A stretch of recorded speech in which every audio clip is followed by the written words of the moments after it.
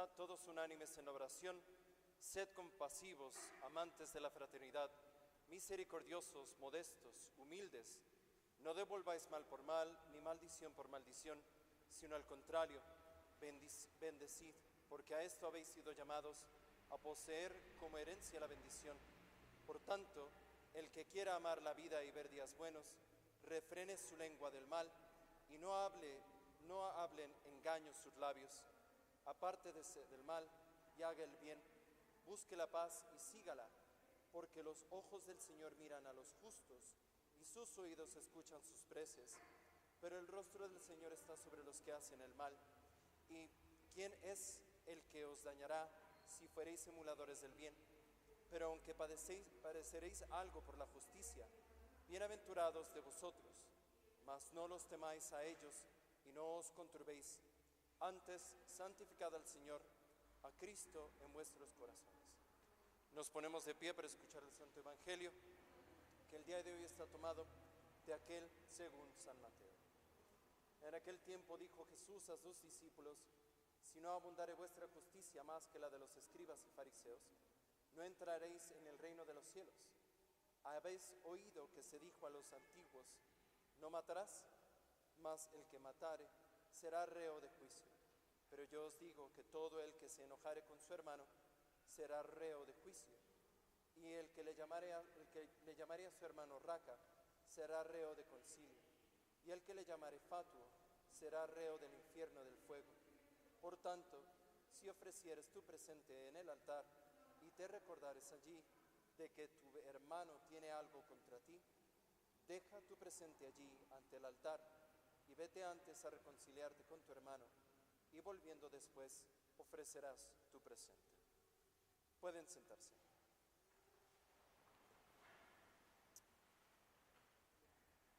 En nombre del Padre, del Hijo y del Espíritu Santo. Amén. En otras homilías, en otras ocasiones, hemos tenido la oportunidad de recordar este hecho fundamental de la vida espiritual.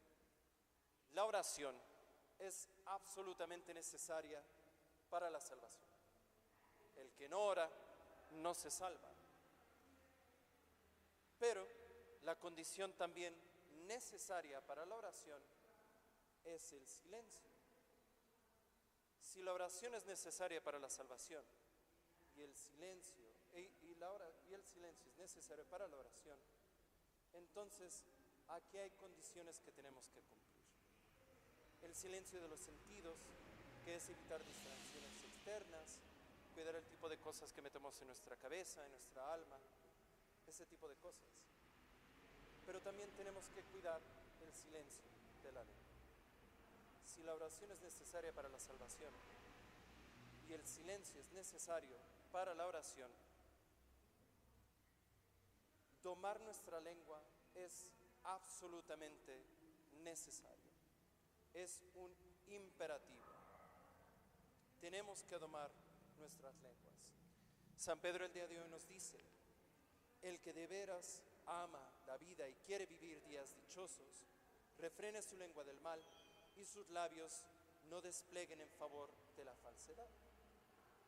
¿Será experiencia propia de San Pedro? Pues yo creo que sí.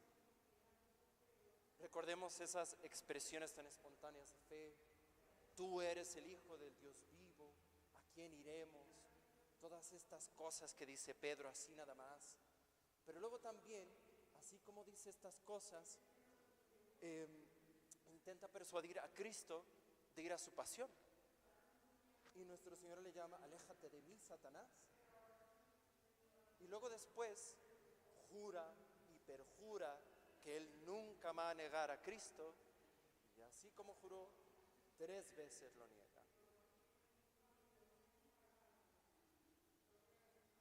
No solo estamos hablando, cuando hablamos de los pecados de la lengua, de refrenar nuestra lengua, no hablamos solamente de la mentira, sino de todas las cosas que pueden ofender a Dios y a los demás a través de nuestra boca, de nuestra lengua. Porque miren, hay gente, esto es muy común, hay gente que dice: bueno, cuando menos no mentí, yo dije la verdad. ¿Ok? ¿Qué necesidad tenías de decir las cosas? Ninguna. Es una una verdad mal puesta, ¿no? Luego, los pecados de la lengua son tan perniciosos que nuestro Señor nos dice, no es lo que entra por la boca, sino lo que sale de ella, lo que torna impuro al hombre. El apóstol Santiago, en su epístola, tiene 5 capítulos. Uno completito se lo dedica a los pecados de la lengua. Quien no domina su lengua, su religiosidad es falsa. Los pecados de la lengua a todos nos afectan, porque bueno, ¿a quién no le gusta un poquito de chismecito, no? Así, un cafecito, una cervecita, un algo, y empieza el chisme, ¿no? Y además, fíjense, pensemos, a lo mejor empezamos una conversación acerca de temas que ustedes siempre platican de ellos, los misterios de la Trinidad, Nuestra Señora, cosas que yo sé que todos los días platican de eso con sus amigos. Pero nada más se alarga un poquito esa conversación, un poquito, y empezamos a faltar a la caridad, a la obediencia, a la honestidad, a la fama ajena, con un poquito. San Agustín dice, por algo está encerrada la lengua, porque tropieza fácilmente. Afecta incluso a los virtuosos, a ustedes, incluso a ustedes los virtuosos, porque los pecados de la lengua son como sencillitos, son fáciles. Los cometemos casi sin querer, así como al descuido. Estamos en una plática y sí, de repente soltamos algo por allí, como si nada hubiera pasado. Y esto pasa porque se nos olvida la gravedad de los pecados de la lengua. El apóstol Santiago dice que la lengua es fuego por los estragos que ocasiona y la llama instrumento de Satanás por lo eficaz que es en el servicio del demonio. Pensemos que una gran cantidad de pecados graves, cuando menos, empiezan a través de la lengua. Escándalos, inocencias perdidas. Piensen esto, que es hasta como de chiste, de que el niño llega con el papá o con la mamá, oye, mamá, ¿qué es esto? Y es una barbaridad. ¿Quién te lo dijo? Es que mi tío contó un chiste, pero no lo entendí, pero todo el mundo se rió. Y esa pureza, esa inocencia de ese niño, ya quedó tocada para siempre, por una palabra tonta. En la familia, tantos disgustos, tantas separaciones irreparables, peleas entre esposos o hermanos, todo por una palabra tonta. La amistad se pierde, la confianza se va, el buen nombre de la gente también muere muchas veces, se lo merezca o no, a través de una palabra tonta, torpe. Veamos las noticias, a lo que estamos acostumbrados. ¿Podemos confiar en lo que vemos en la tele? No. Y es más, prendemos la tele y luego nos acostumbramos a que se expone la vida privada de la gente, o se le difama, o se exponen sus defectos o lo que sea, solo por divertirnos. A eso nos estamos acostumbrando.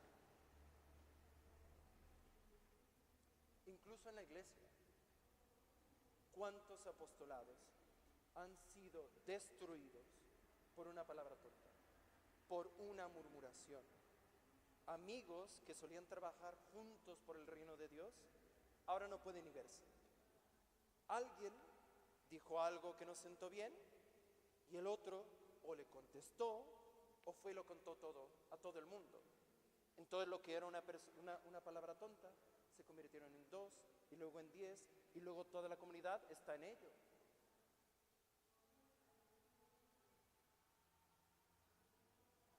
¿Cuántas cosas se pierden por una lengua sin domar, tanto aquí como en el mundo sobrenatural? ¿Cuántos apostolados se pierden? ¿Cuántas cosas literalmente se van al infierno por una lengua que no está bien domada. ¿Cuánta gloria se le deja de dar a Dios? Porque alguien decide irse de la lengua. ¿Cuántas almas se precipitan al infierno de boca?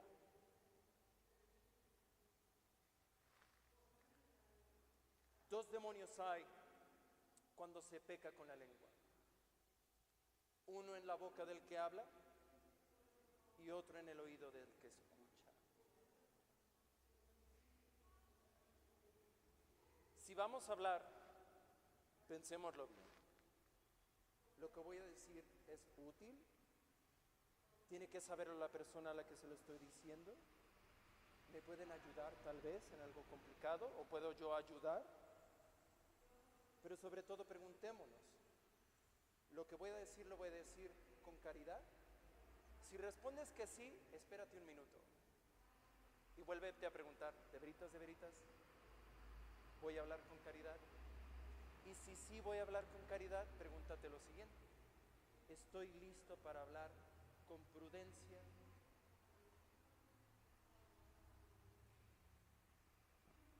Cuesta trabajo. Controlar la lengua cuesta trabajo. Tomemos el ejemplo de nuestro Señor. Él estaba en su pasión y estaba o callado o lo que decía siempre era muy mesurado. Tenemos que hacer un esfuerzo consciente, diario. ¿Por qué tiene que ser diario? Porque diario hablamos. Examinémonos seguido acerca de este aspecto. Tenemos que quitarnos también de la ocasión, porque sabemos que si vamos a tal lugar o con tal persona, se nos empieza a ir un poquito más la lengua.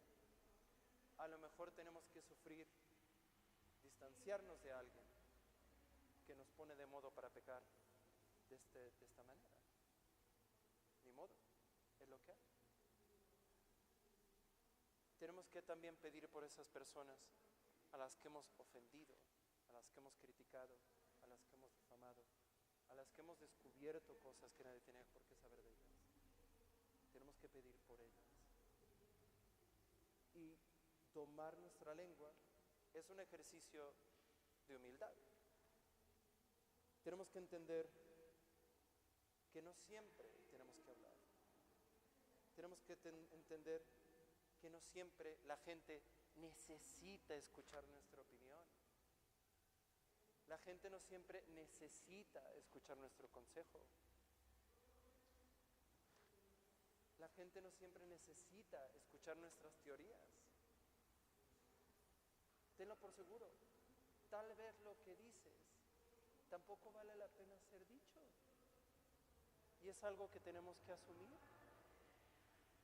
Y aquí me gustaría recordar a su Real Majestad Don Juan Carlos de Borbón, rey de todas las Españas, en una intervención diplomática magistral llena de sabiduría moral, le dijo a uno de sus adversarios, escuchen esta frase preciosa, precisa, y que tiene que quedarse grabada en nuestros corazones antes de hablar.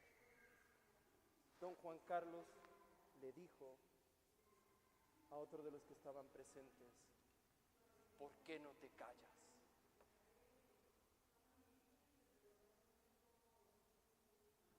Tenemos que envainar la espada de la lengua para poder vivir en paz. Guardemos la lengua para aprender a perdonar a los que nos ofenden, para que Dios nos perdone. Pidamos entonces a María nos enseñe a usar nuestra boca para alabar a Dios y a bendecir a los demás, ya que con San José, maestro del silencio, en ese mismo silencio podamos encontrar el don de la oración, la paz y el rostro de Dios.